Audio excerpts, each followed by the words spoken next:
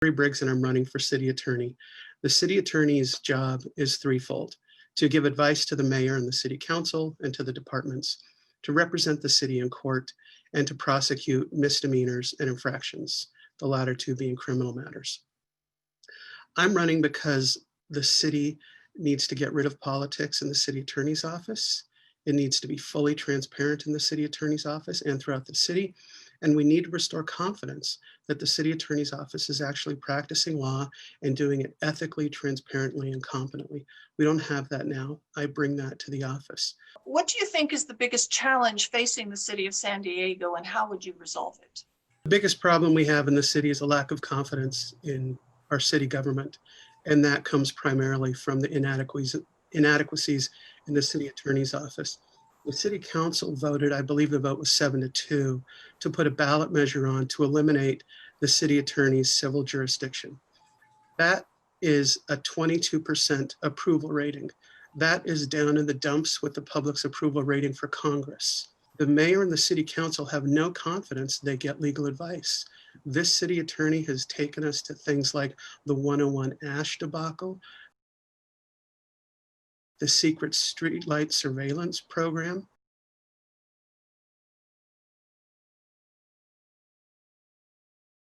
She's filed frivolous lawsuits against the voters, cost us over about $600,000 to pay the other side's lawyers.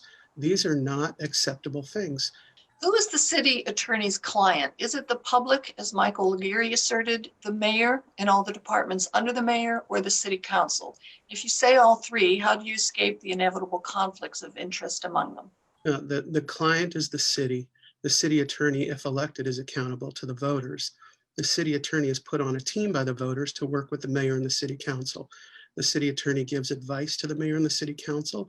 That advice should be public, not private, so that the public knows exactly what the mayor and the city council are being told, so that when they're held accountable for their decisions, the public knows whether it's bad legal advice from the lawyer, as they've been getting from the current city attorney, or whether it's bad decision-making by the mayor and the city council. There's no conflict in any of that. The loyalties are to the taxpayers and to the voters. And the way you avoid conflicts is by being fully transparent, giving your best legal advice to the mayor and the city council, and you let everybody see it in the light of day.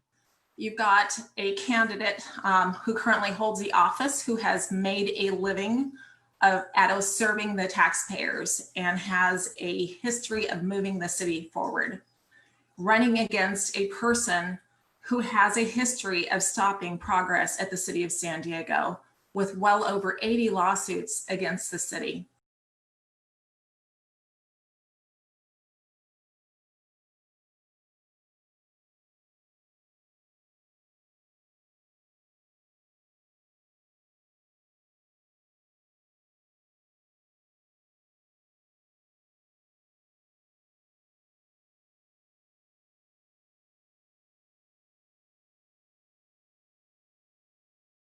And the question is, why would he want to leave this city?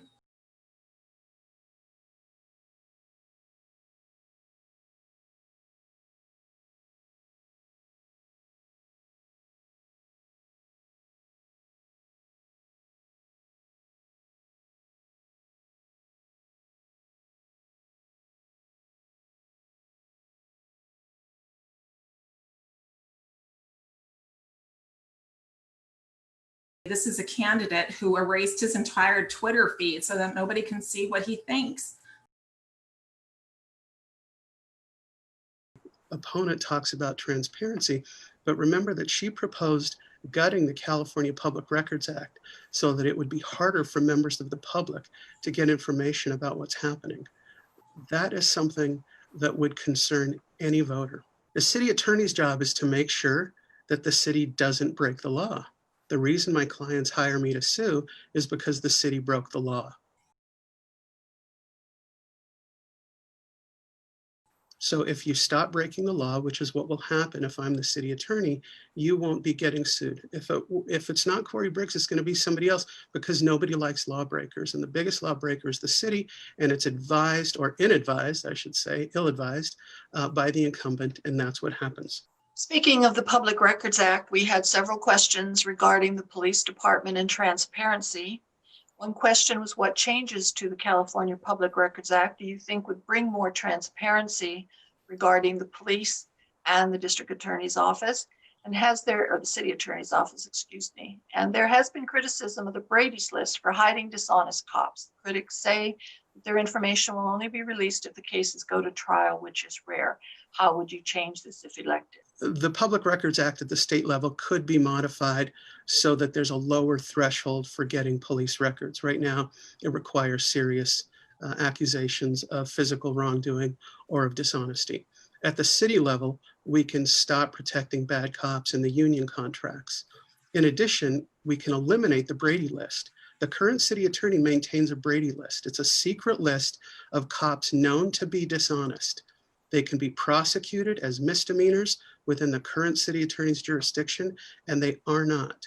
The list should not be maintained. If there are bad officers, they should be prosecuted and they should not be on the payroll of the public.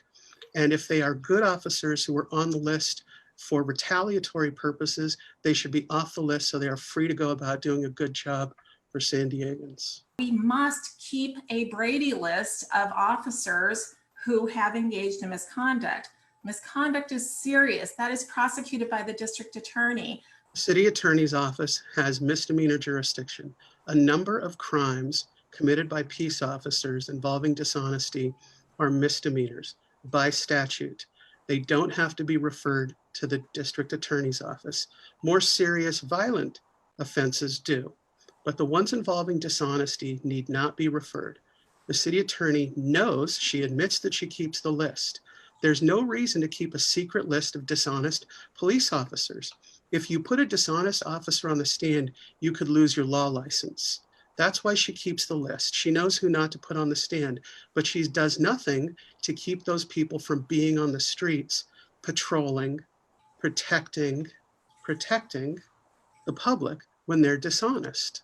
There's absolutely no excuse for the city attorney to pass the buck and blame somebody else. Your audience is free to go read Penal Code Section 118 and all the others. The city attorney is the top law enforcement official in the city. The city attorney's office advises police officers. So everything that the police department is doing goes through the city attorney's office and is blessed by the city attorney's office. Problems that you see in the police department are a reflection of bad advice and lack of oversight from the city attorney's office. Would you take any steps to reform the SDPD to make it more neighborhood oriented? And do you think defunding should be considered? I think when we're talking about defunding, we're talking about reprioritizing, and I couldn't agree with that more. I believe that the public has spoken loud and clear that for the most part, if they want to take care of their problems when they can take care of their problems, and they want police interference when it's needed. And I think that makes a lot of sense. And I worked closely with the communities to create that type of an atmosphere, whether it's finding solutions for people who are on drugs and need housing and trying to get them housed, something that's been blocked by my opponent, so that they don't go through the criminal justice system, to encountering them on the streets and not writing them up, getting them instead to services. That is what I think people want to see. But our law enforcement officers have a lot on their plate, and it slowly has grown through the years. This is a time for us to reassess what the needs are and to try to reallocate the money to the things that make the most sense. Problems that you see in the police department are a reflection of bad advice and lack of oversight from the city attorney's office. I encourage folks to go look at my opponent's interview from 4 years ago when she was running the first time. She was interviewed on local cable television, and the interview begins by talking about the country being in the wake of the Ferguson riots. And the same spiel that she just gave is essentially what she gave to the interviewer there. First things I want to do when I come into office is do our own audit of our own operational efficiency so I can free up some of these deputies and then put them into the neighborhoods, because for me, one of the most important things will be bridging that communication gaps. We have the ability to get them back on the right track. So for me, in a sense, if I can put my deputies out of business, that's a good thing. Not a bad because thing. we can reallocate those resources to things that are also very important to us. We have a good program that's coming into place. It's being revealed next week. It's called the SMART program. Okay. And the idea is to focus on some of our chronically homeless who have drug or alcohol issues.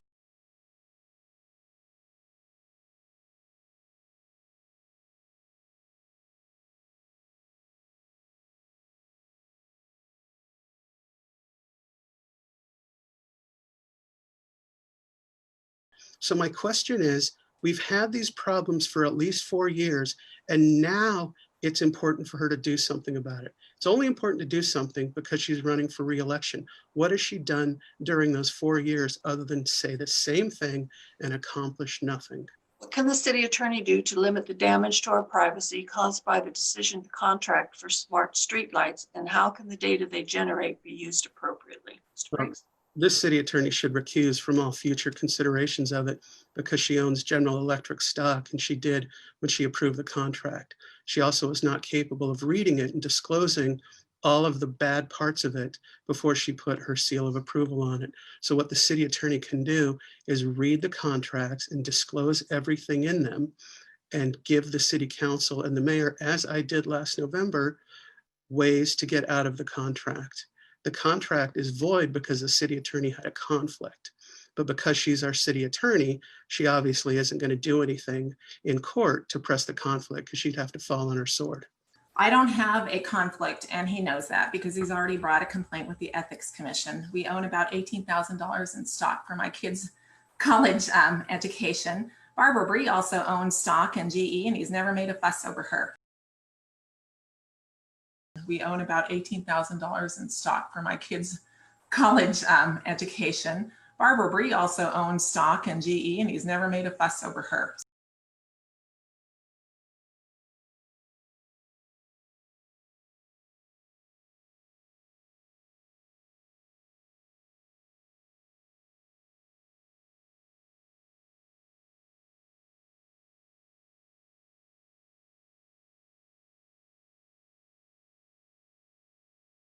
My colleague say that it's inappropriate for her to take a position on the Independent Police Commission because she's drafting the ordinance, but she didn't think it was inappropriate to take a position on the secret streetlight surveillance contract, even though she owns stock in it.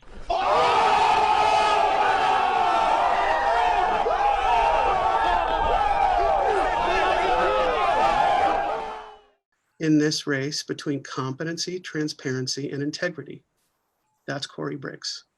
Or none of them. That's Mara Elliott. That's what this comes down to. Who do you trust to give good legal advice, to be fully transparent, and to be ethical about it? The comment that was made about my ethics a few moments ago, all of that is drummed up by a news organization that was paid by the hotel industry after my client successfully defeated the first convention tax measure that was put forward without a public vote.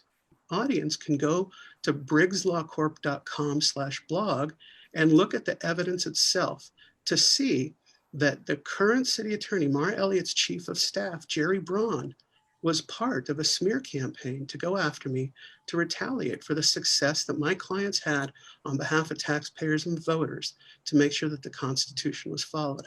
I'm proud of that. Thanks very much.